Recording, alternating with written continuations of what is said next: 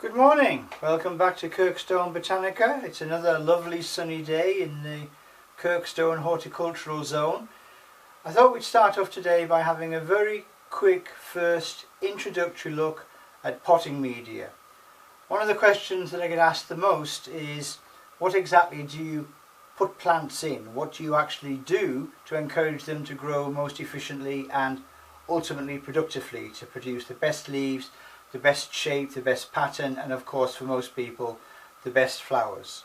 So we're going to look at the basic constituents of what goes into a potting mix and an easy way of putting things together. So we've basically got a few factors to bear in mind. First of all, we've got to consider, where do the plants actually come from?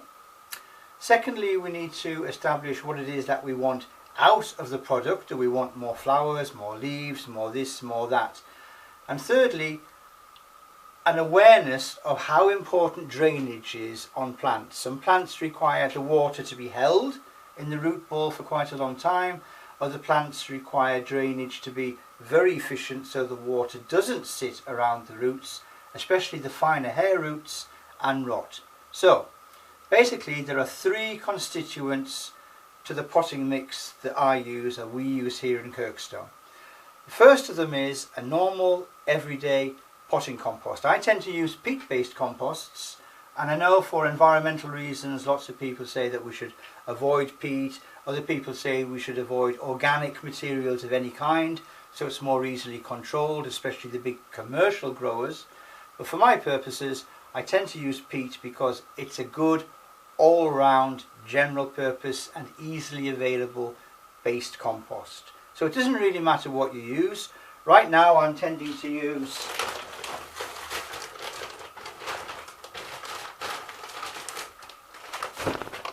Jack's Magic.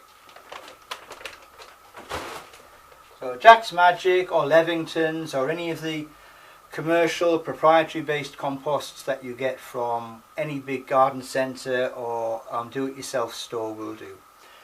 The second constituent factor that I use is a very good quality horticultural sand. Now we will take a little time later on in a dedicated video to look at sand and how a lot of people use building sand or builder's sand to put into the mix, and how that can sometimes leave problems with aggregation and, as you might expect from builder's sand, the soil ball actually setting hard, which makes it very hard for some plants to grow. So we'll be looking at sand. I buy my sand from a horticultural sand specialist, and the difference is the sand tends to be much bigger particle size. So as I say, we'll look at sand a little bit later. And the third factor I tend to use in diminishing or increasing quantities depending on what it is we're actually making is horticultural grit. Not aquarium grit or small gravel that you found. Horticultural grit, which is designed to open up the spaces, and in the same way that some people use perlite to make it easier for the air to move through the root ball, which is better for the roots of course and increases drainage. So the system is very simple. I would decide on the plant that I'm going to grow.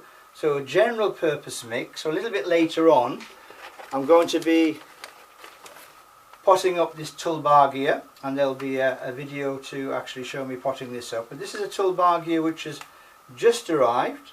So a general purpose plant which can grow in a garden. So garden soil is something that I'm going to be trying to replicate, but obviously without the germs, the insects and the various things I would get if I was just scooping up soil directly from the garden.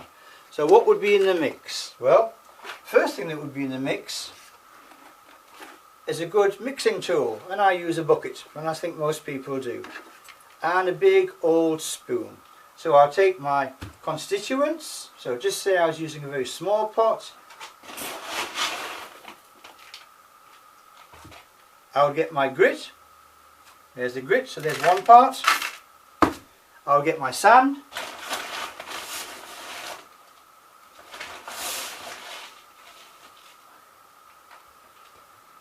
Nice coarse horticultural sand. And finally I'll get the compost.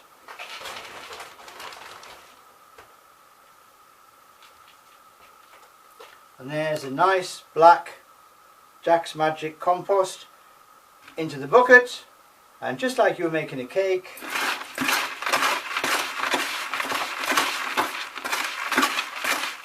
I would mix that up until it was a pretty fine consistency.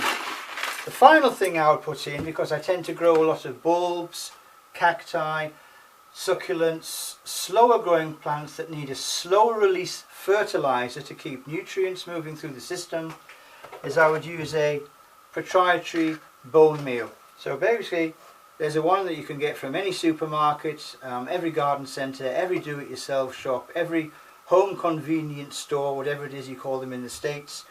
Bone meal is a slow release fertilizer that will release nutrients over about a year. So I'll take, depending on the amount of compost I've used obviously, and very much no rule of thumb here, what seems right for the plant. It's a relatively strong, quick growing plant, so I'll give it about half a spoonful of bone meal. Add that into the mix.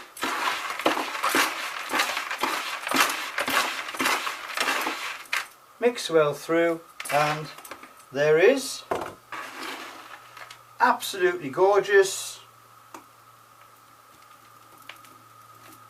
sandy, gritty, rich, nutrient compost. It looks like very high grade garden soil, which is what we were aiming to achieve. Thanks for watching. Please remember there will be a lot of videos coming up on every aspect of horticulture, both greenhouse horticulture, hothouse, inside the house, in the garden, and also for production of fruit and vegetables. So if you're interested in gardening, you're interested in horticulture general, you're even interested in a small way in botanical science, then please check out the Kirkstone Botanica Facebook page, check out the pictures of the plants and flowers on Facebook and also on Pinterest, and hopefully the Instagram account too. Kirkstone Botanica, like, follow, subscribe. Thanks for watching. Any questions, just ask.